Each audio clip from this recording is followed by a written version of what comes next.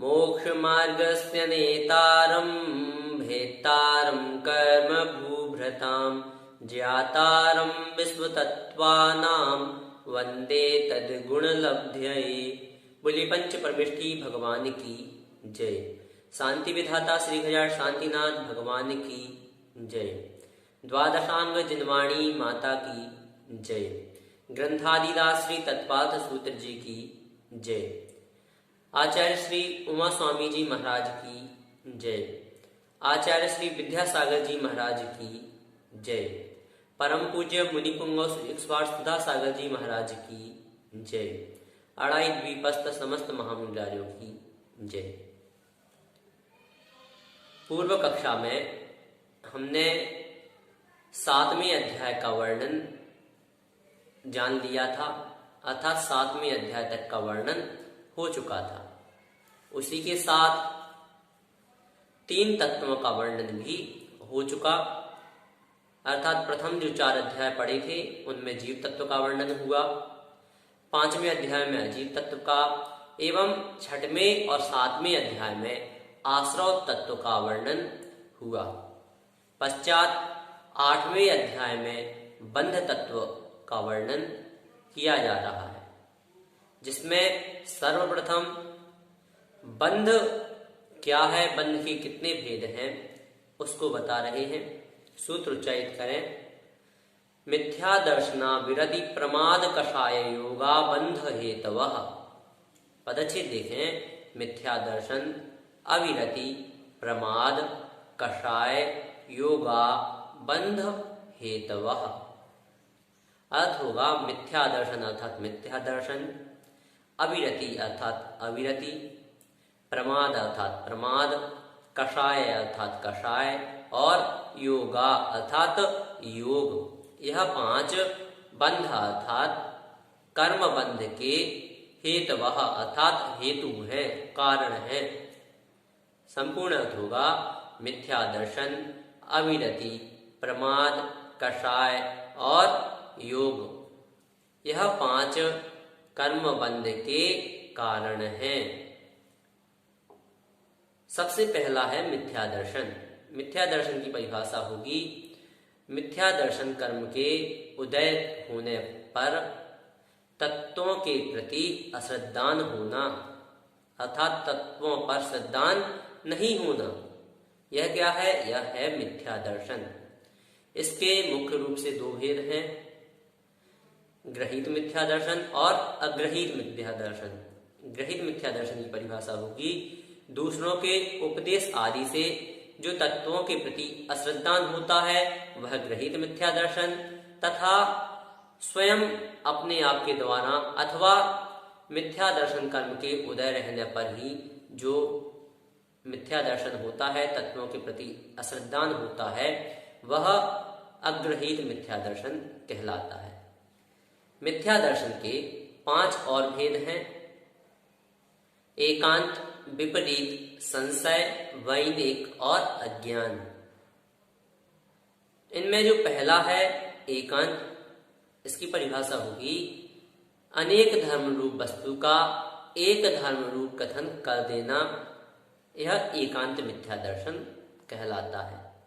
जैसे वस्तु अनित्य ही है अथवा नित्य ही है, इस प्रकार का कथन एकांत मिथ्या दर्शन है, क्योंकि वस्तु जो है वह नित्य भी होती है और अनित्य भी होती है। इस प्रकार का कथन अनेकांतवादी कहलाता है। पश्चात जो दूसरा भेद है वह है विपरीत। इसकी परिभाषा होगी जो देवशास्त्र गुरु आदि हैं उनमें विपरीत मान्यता को मानना। जैसे केवली जो है वह कबलाहार करते हैं, स्त्री जो है वह मोक्ष जा सकती हैं, और गुरु आदि जो हैं वह परिग्रह आदि ग्रहण कर सकते हैं। इस प्रकार से मान्यता करना यह विपरीत मिथ्या दर्शन है। तृतीय है संशय मिथ्या दर्शन। इसकी परिभाषा होगी जो सम्यक दर्शन, सम्यक ज्ञान, सम्यक चारित्र, इन तीनों की एकता रूप मोक्ष मार्ग है, वह है या नहीं है, इस प्रकार का संशय करना संशय नाम का तृतीय मिथ्या दर्शन है। चतुर्थ है वैनेक, अर्थात सब धर्मों को, सभी गुरुओं को, सभी देवताओं को समान मानना अथवा समान रूप से पूजना। यह क्या है? यह वैनेक नाम का चतुर्थ मिथ्या दर्शन है। आज हम यही करते हैं कि जो देवी देवता हैं, जो गुरु आदि हैं, वह सभी एक हैं, चाहे अन्य धर्मों के देवी देवता हो या हमारे धर्म में जो भगवान आदि हैं, वह सभी एक हैं। तो इस प्रकार आज जैन धर्म में बहुतायत लोग ऐसा मानने लगे हैं, परंतु ऐसा नहीं है। जैन धर्म में केवल जो वीतरागी, सर्वज्ञ और हितोपदेशी होते हैं, ऐसे ही देव शास्त्र और गुरुओं को पूजना चाहिए। अन्य शेष जो देवी देवता आदि हैं, अन्य धार्मिक जो देवी देव हैं, उनको नहीं पूजना चाहिए, अन्यथा वह वैनेक नाम के मिथ्या दर्शन से सहित है। अंतिम जो पांचवा मिथ्या दर्शन है वह है अज्ञान, अर्थात हित और अहित के ज्ञान से रहित श्रद्धा का होना। यह अज्ञान नाम का अंतिम मिथ्या दर्शन है। इस प्रकार से यहाँ मिथ्या दर्शन के भेद हुए।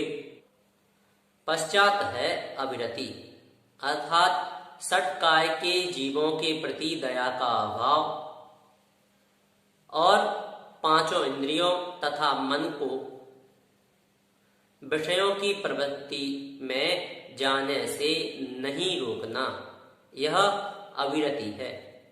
अविरति 12 प्रकार की होती है।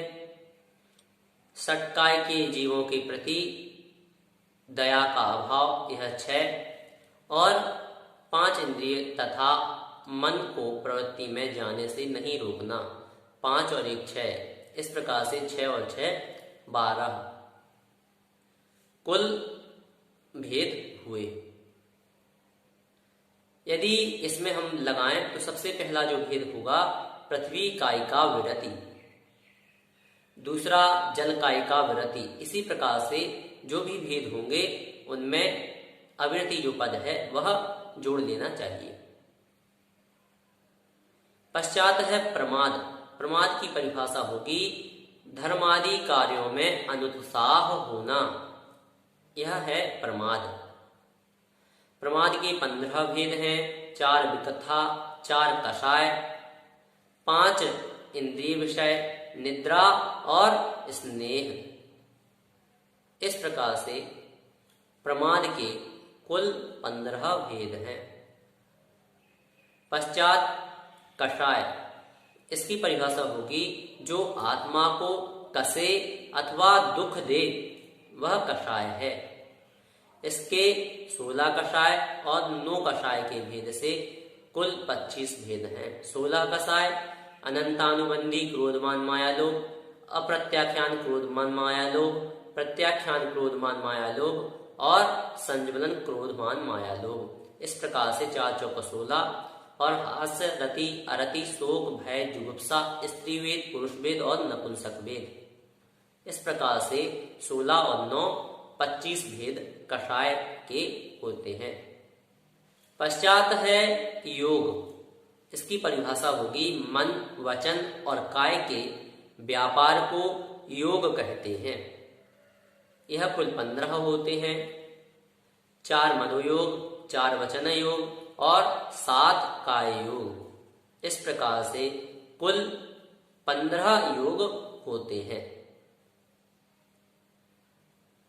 अब इन्हें हम गुणस्थान की अपेक्षा से देखें, क्योंकि जो मिथ्या दर्शन आदि हैं यह अपेक्षाकृत जो जीव आदि हैं उनके अलग अलग प्रकार से होते हैं, अर्थात किन्हीं को मिथ्या दर्शन आदि 5 से भी बंध हो सकता है और पश्चात उत्तरोत्तर क्रमशः घटते घटते अंतिम मात्र योग से ही बंध होता है।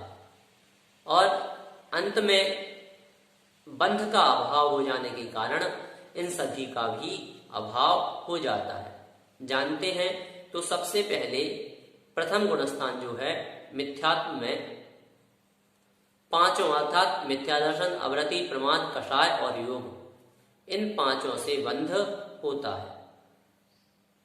पश्चात द्वितीय से चतुर्थ गुणस्थान तक मिथ्या दर्शन को छोड़कर, क्योंकि मिथ्यात्व जो गुणस्थान है वही मिथ्या दर्शन का सद्भाव है, पश्चात मिथ्या दर्शन हट जाने से शेष जो अविरति आदि चार हैं उनके द्वारा बंध होता है।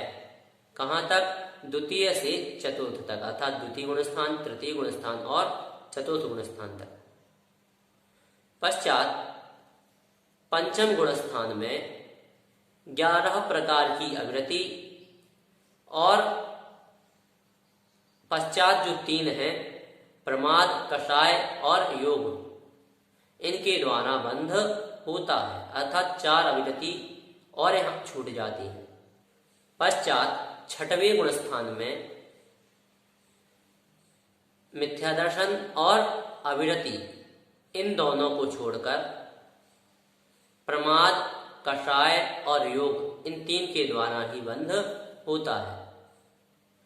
छठवें गुणस्थान के बाद अर्थात 7वें गुणस्थान से 10वें गुणस्थान तक कषाय और योग, इन 2 के द्वारा ही बंध होता है। पश्चात 11वें से 13वें गुणस्थान तक केवल योग के द्वारा ही बंध होता है, और जो 14वां गुणस्थान है वहां बंध का अभाव होने के कारण यह सभी भी नहीं होते हैं। इस प्रकार से यहां गुणस्थान की अपेक्षा से भी हमने बंध जाना, और बंध के जो 5 कारण हैं उनको भी भली प्रकार से हमने यहां समझा। पश्चात आचार्य भगवंत बंध की परिभाषा बता रहे हैं। सूत्र उच्चारित करें। सकषायत्वात् जीवः कर्मणो योग्यान् पुद्गलानादत्ते सबन्धः। पदच्छेद देखें। सकषायत्वात् जीवः कर्मणः योग्यान् पुद्गलान् आदत्ते सह बंधः। अर्थ होगा सकषायत्वात् अर्थात कषाय सहित जीव के, जीव अर्थात जीव के, कर्मणः अर्थात कर्म के, योग्यान अर्थात योग्य, पुद्गलान अर्थात पुद्गलों का, आदत्ते अर्थात ग्रहण करता है, सह अर्थात वह, बंधः अर्थात बंध है। संपूर्ण अर्थ होगा कषाय सहित होने से जीव कर्म के योग्य पुद्गलों का ग्रहण करता है और वह ही बंध है। किस प्रकार से बंध है? तो जो कषाय सहित जीव होता है उसके कषाय होने से क्या होता है? कर्म का आश्रव होता है, और आश्रव होने से वह जो आश्रव हुआ है वह आत्मा से बंधता जाता है और वही बंध है। यह इसकी साधारण सिंपल सी परिभाषा है। पश्चात आचार्य भगवंत बंध कितने प्रकार से होता है, किस प्रकार होता है उसे बता रहे हैं। सूत्र उच्चारित करें। प्रकृति स्थिति अनुभव प्रदेशात् तद विधया। पदच्छेद देखें। प्रकृति स्थिति अनुभव प्रदेशाः तत् विधयः।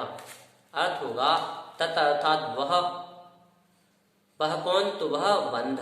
प्रकृति अर्थात प्रकृति बंध, स्थिति अर्थात स्थिति बंध, अनुभव अर्थात अनुभाग बंध, और प्रदेशाः अर्थात प्रदेश बंध के विधयाः अर्थात भेद से 4 प्रकार का है। संपूर्ण अर्थ होगा वह बंध, प्रकृति बंध, स्थिति बंध, अनुभाग बंध और प्रदेश बंध के भेद से 4 प्रकार का होता है। इनमें जो प्रथम 2 भेद हैं अर्थात प्रकृति बंध और स्थिति बंध, यह योग से होते हैं। और शेष जो दो भेद हैं, अनुभाग बंध और प्रदेश बंध, यह कषाय के द्वारा होते हैं। चारों की परिभाषा को देखें। प्रथम प्रकृति बंध, अर्थात कर्मों में जो आत्मा के ज्ञानादि गुणों को ढकने का स्वभाव होता है, वह प्रकृति बंध है। जैसे ज्ञानावरण कर्म में आत्मा के ज्ञान गुण को ढकने का स्वभाव होता है। पश्चात है स्थिति बंध। इसकी परिभाषा होगी कर्मों का अपने स्वभाव से च्युत ना होना, अर्थात जब तक वह कर्म बंधा रहेगा, वह आत्मा के ज्ञान गुण को ढके रहेगा। अर्थात जो ज्ञानावरण कर्म है, वह जब तक उसका स्थिति काल है, तब तक वह क्या करेगा, आत्मा के ज्ञान गुण को ढका रहेगा, अर्थात अपना स्वभाव नहीं छोड़ेगा। पश्चात है अनुभाग बंध। इसकी परिभाषा होगी कर्मों के तीव्र या मंद फल देने की जो शक्ति होती है, वह अनुभाग बंध कहलाता है। अर्थात जैसे ज्ञानावरण जो कर्म है, वह कर्म बहुत तीव्र बंध हुआ था और उसमें बहुत तीव्र फल देने की शक्ति थी, परंतु पुण्य कर्म हमने इतना संचय कर लिया कि हमारी शक्ति के आगे अब उसका कर्म, वह जो कर्म है उसकी शक्ति क्षीण हो गई और वह हीन फल देकर ही नष्ट हो गया। यह क्या है? यह अनुभाग बंध है। अर्थात उसमें जो शक्ति है वह हीन रूप प्रकट होती है अथवा तीव्र रूप प्रकट होती है। यह अनुभाग बंध। अंतिम है प्रदेश बंध। प्रदेश बंध की परिभाषा होगी कर्म रूप हुए पुद्गल स्कंधों के परमाणुओं की संख्या को, अर्थात जो पुद्गल परमाणु कर्म रूप हुए हैं उनकी जो संख्या है वह क्या है? प्रदेश बंध है। इस प्रकार इन चारों की परिभाषाओं को जाना और बंध किस प्रकार से होता है इसका भी ज्ञान किया। पश्चात इनमें जो प्रथम भेद था प्रकृति बंध, उसके भेदों का वर्णन किया जा रहा है। सूत्र उच्चारित करें। आद्यो ज्ञान दर्शनावरण वेदनीय मोहनीयायुर्नाम गोत्रांतराया। पदच्छेद देखें। आद्य ज्ञान दर्शन आवरण वेदनीय मोहनीय आयु नाम गोत्र अंतराया। अर्थ देखें। आद्य अर्थात पहला, आद्य अर्थात आदि का। आदि का कौन सा है? तो वह है प्रकृति बंध। तो प्रकृति बंध ज्ञान आवरण अर्थात ज्ञानावरण, दर्शन आवरण अर्थात दर्शनावरण, वेदनीय अर्थात वेदनीय, मोहनीय अर्थात मोहनीय, आयु अर्थात आयु, नाम अर्थात नाम, गोत्र अर्थात गोत्र और अंतराया अर्थात अंतराय रूप है। संपूर्ण अर्थ होगा पहला प्रकृति बंध ज्ञानावरण, दर्शनावरण, वेदनीय, मोहनीय, आयु, नाम, गोत्र और अंतराय रूप होता है। अर्थात जो पहला प्रकृति बंध है उसके यह 8 भेद हैं। इनकी परिभाषा को देखें तो जो प्रथम है ज्ञानावरण, इसकी परिभाषा होगी जिस कर्म के द्वारा आत्मा के ज्ञान गुण प्रकट नहीं होता, वह ज्ञानावरण। दूसरा है दर्शनावरण। इसकी परिभाषा होगी जिसके द्वारा आत्मा का दर्शन गुण प्रकट नहीं होता, वह दर्शनावरण। वेदनीय, जिसके द्वारा अथवा जिस कर्म के द्वारा सुख दुख होता है वह वेदनीय। मोहनीय, मोहनी का अर्थ है होगा जिस कर्म के द्वारा जीव अपने स्वभाव को भूलकर दूसरों को ही अपना मानने लगता है, वह मोहनीय कर्म है। पश्चात है आयु कर्म। इसकी परिभाषा होगी जिस कर्म के द्वारा जीव नरक आदि पर्याय को प्राप्त होता है। नाम कर्म, इसकी परिभाषा होगी जिस कर्म के उदय से जीव के अंगोपांग की रचना होती है। पश्चात है गोत्र, इसकी परिभाषा होगी जिस कर्म के उदय से जीव उच्च या नीच कुल में जन्म लेता है वह गोत्र कर्म है। अंतिम है अंतराय, इसकी परिभाषा होगी जिस कर्म के उदय से जीव दान, लाभ, भोग, उपभोग और वीर्य इनमें बाधा उत्पन्न कर लेता है वह अंतराय कर्म है। इन कर्मों को दो रूप में विभाजित किया, घातिया और अघातिया। घातिया कर्म जिनसे जीव के अनुजीवी गुणों का घात होता है। ऐसे कर्म कौन है? तो पहला ज्ञानावर्णी, दूसरा दर्शनावर्णी, तीसरा मोहनीय और चौथा अंतराय। द्वितीय जो भेद किया वह है अघातिया। इसकी परिभाषा होगी जिस कर्म के द्वारा जीव के प्रतिजीवी गुणों का घात हो वह अघातिया कर्म है। यह भी चार ही हैं, अर्थात जो शेष हैं वेदनीय, आयु, नाम और गोत्र, यह चार अघातिया कर्म है। पश्चात आचार भगवंत, यह जो 8 कर्म कहे गए, इन कर्मों के जो भेद हैं उन भेदों का वर्णन अथवा उन भेदों की संख्या का वर्णन किया जा रहा है। सूत्र उच्चारित करें। पंच नवद्वयष्टाविंशति चतुर्द्विचत्वारिंशत् द्विपंच भेदा यथाक्रमम्। पदच्छेद देखें।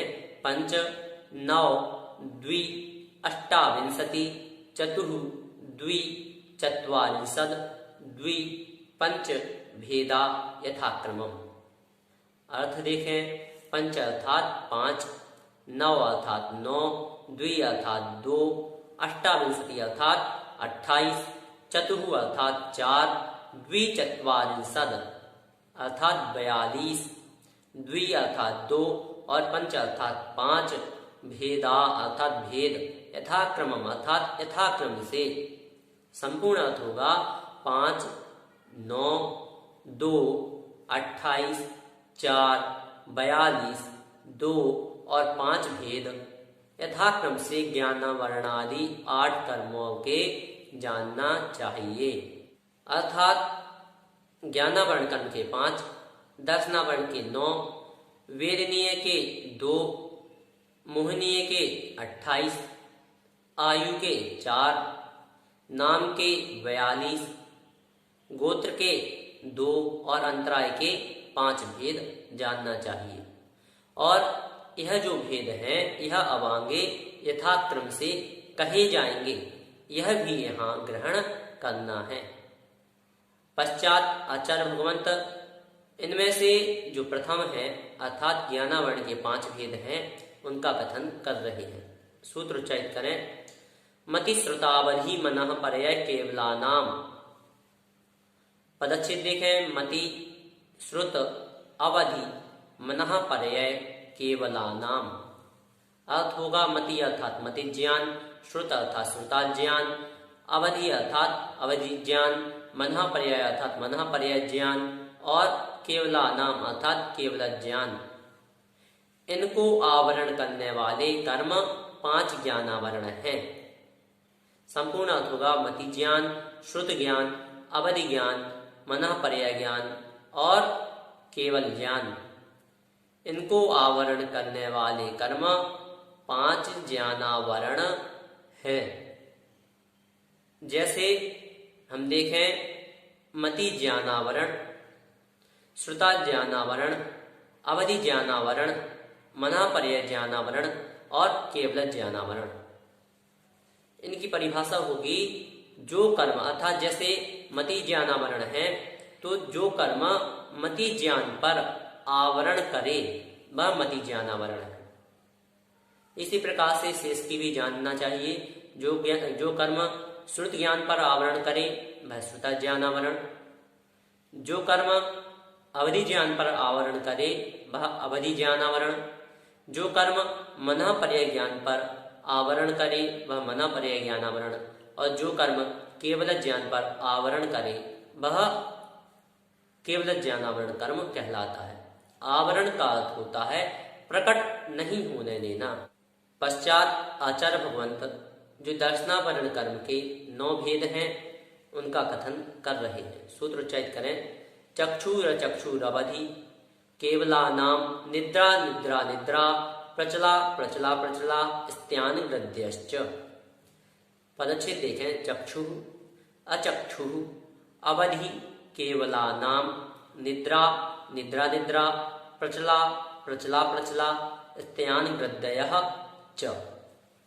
अर्थ होगा चक्षु अर्थात चक्षु, अचक्षु अर्थात अचक्षु, अवधि अर्थात अवधि और केवलानाम अर्थात केवल, निद्रा अर्थात निद्रा, निद्रा निद्रा अर्थात निद्रा निद्रा, प्रचला अर्थात प्रचला और प्रचला प्रचला अर्थात प्रचला प्रचला, स्त्यान वृद्धयः अर्थात स्त्यान वृद्धि, च अर्थात यह जो 9 है यह दर्शनावरण कर्म के भेद हैं।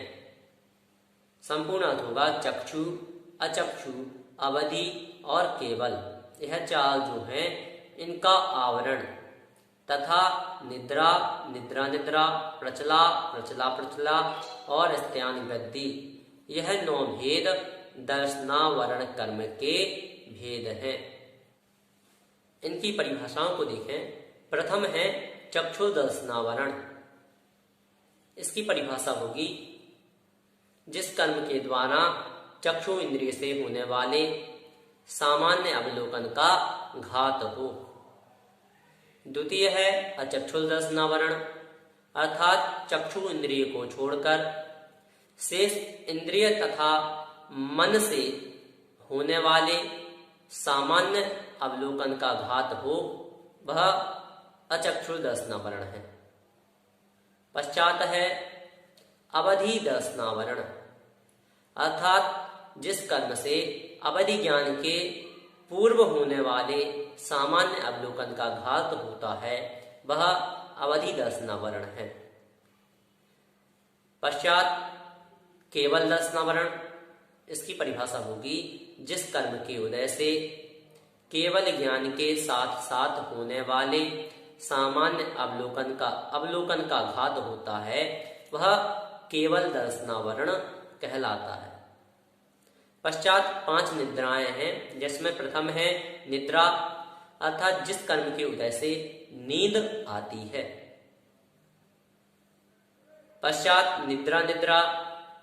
इसकी परिभाषा होगी जिस कर्म के उदय से तीव्र नींद आती है, नींद पर नींद आती है अर्थात बहुत गहरी नींद आती है, वह निद्रा निद्रा। पश्चात है प्रचला। इसकी परिभाषा होगी कुछ जागना और कुछ सोना। जैसे देखा होगा कि कुछ ऐसे व्यक्ति होते हैं जिन्हें हम यदि देखें तो हमें यह पता नहीं चलता है कि वह सो रहा है या जाग रहा है, अथवा उसकी आंखें बंद हैं या खुली हैं, क्योंकि वह अपनी आंखें आधी बंद करके सोता है, अथवा उसकी जो पलक है वह आधी आंखें ही बंद करती हैं। इस प्रकार से यह प्रचला। पश्चात है प्रचला प्रचला अर्थात सोते हुए मुख से लार आदि का गिरना, सुई आदि चुभाने पर भी नहीं उठना, इतनी गहरी नींद आना, वह क्या है? प्रचला प्रचला। अंतिम है स्त्यान वृद्धि। इसकी परिभाषा होगी सोते हुए भयंकर कठोर कार्य कर जाना, जो वह जागृत अवस्था में भी नहीं कर सकता, ऐसे भयंकर कार्य कर देना और जागने पर कुछ पता नहीं होना, यह क्या है? यह स्त्यान वृद्धि है। इस प्रकार से यहाँ दर्शनावरण के 9 भेदों का कथन हुआ। पश्चात जो आगे के 6 कर्म और शेष हैं उसे अगली कक्षा में पढ़ेंगे। आज हमने 7 सूत्रों को पढ़ा। मिथ्यादर्शना विरति प्रमाद कषाय योगा बंध हेतवः सकषायत्वा जीवः कर्मणो योग्यान पुद्गला नादत्ते सबंधा प्रकृति स्थित्यनुभव प्रदेशात् तद्विदयः आद्यो ज्ञान दर्शनावरण वेदनीय मोहनीयायुर्नाम गोत्रांतरायाः पंच नव द्वेष्टाविंशति चतुर्द्विचत्वारिंशद् द्विपंचभेदा यथाक्रमम् मतिश्रुतावधि मनः पर्यय केवलानां चक्षुरचक्षुरवधि केवलानां निद्रा निद्रा निद्रा प्रचला प्रचला प्रचला स्त्यान गृध्यश्च।